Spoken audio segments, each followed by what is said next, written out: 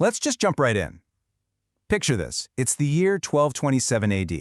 The ground is literally shaking under the hooves of millions of horses, huge dust storms are kicking up in every direction, and one single man has just brought the greatest powers on Earth completely to their knees. By this point, he's fought something like 40 major wars, and the sheer scale of what he's conquered is honestly almost impossible to wrap your head around. We are, of course, talking about Genghis Khan. Okay, let's dive into this. 90 million square kilometers. That is the staggering, mind-bending scale of the Mongol Empire at its absolute peak.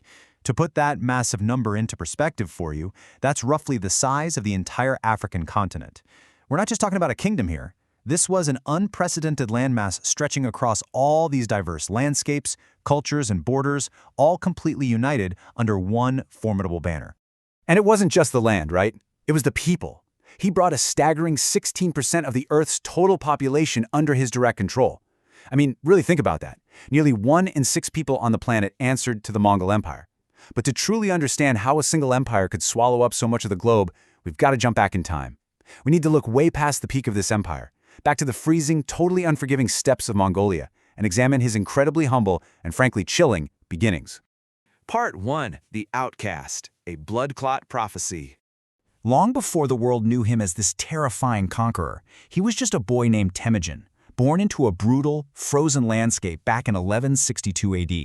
And according to historical records, there was this ominous sign right at his birth. The boy came into the world gripping a physical blood clot in his tiny right hand. Now, to the Mongols at the time, this wasn't just some random medical anomaly. Oh no, they saw this as a profound, divine prophecy.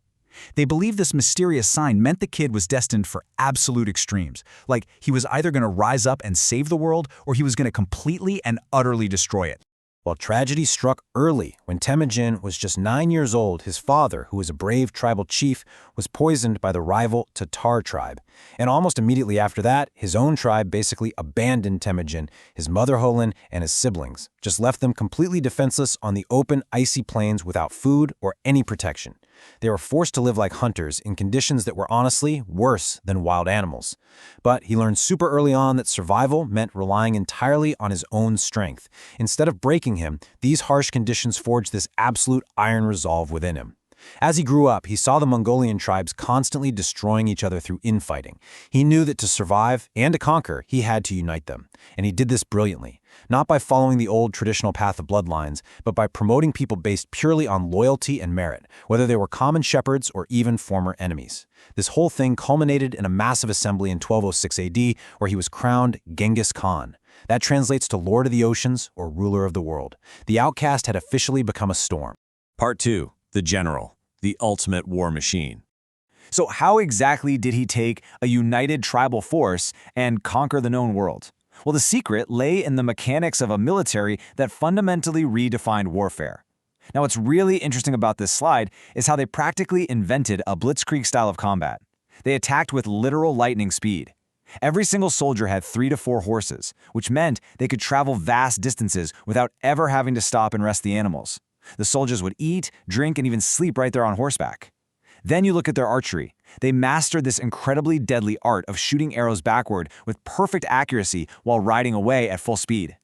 They'd use this combined with fake retreats, basically tricking the enemy into breaking their formation to chase them, only to suddenly spin around and deliver a devastating counterattack. And let's not forget, long before a battle even started, their huge pre-battle spy networks had already completely mapped out the enemy's strengths, weaknesses, and strategies. But they weren't just fast cavalry. They were this highly organized, science-driven military machine. When the Mongols encountered massive walled cities, they didn't just blindly charge at them. They actually absorbed technology from the peoples they conquered. They brought in Chinese engineers to build complex siege weapons. We're talking battering rams, catapults, and towering attack structures. They adapted, they learned, and they turned their enemies' own technologies into devastating advantages. Part 3. The Terror, psychological warfare. However, military strategy alone didn't build this empire. We really have to look at the darker reality of what happened when this war machine actually arrived at a city's gates. The Mongols wielded an invisible weapon that was honestly often more effective than their catapults: fear. They practically weaponized it. When they attacked a city, the resulting massacres were truly horrific. But here's the thing, this was heavily calculated. They would deliberately let a few survivors escape the carnage. Why? So those survivors would flee to the neighboring cities and spread these terrifying tales of Mongol brutality. This psychological warfare was so incredibly effective that over time, entire cities would just completely surrender the moment they saw the Mongol flag fluttering outside their walls. They knew that resistance meant absolute annihilation. I am the punishment of God sent for your sins.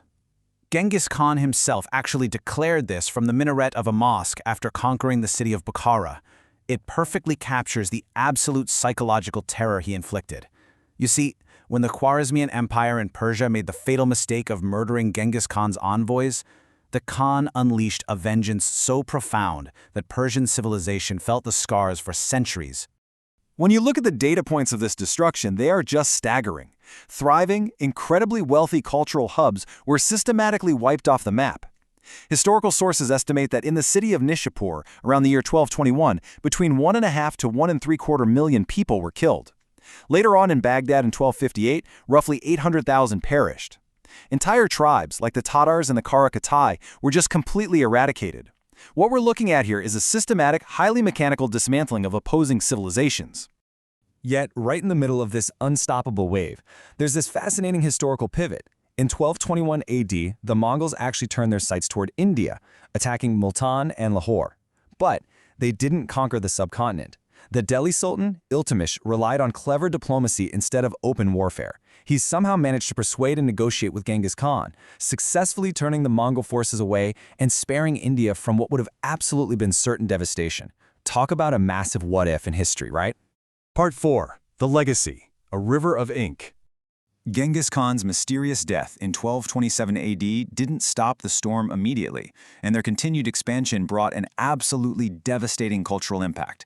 In 1258 AD, his grandson Hulagu Khan descended upon Baghdad, which was the glowing cultural and intellectual center of the Islamic world at the time, and this brilliantly illustrates the ultimate tragedy of their conquests. Not only did they massacre hundreds of thousands of people, but they completely destroyed the city's great library. This was a massive treasure trove of centuries of human knowledge. They just threw the ancient books and manuscripts right into the Tigris River. It's said that for days, the waters of the Tigris ran completely black with the ink of thousands of destroyed books. Just a profound tragedy for world history. But as we know, even the fiercest storms eventually run out of energy.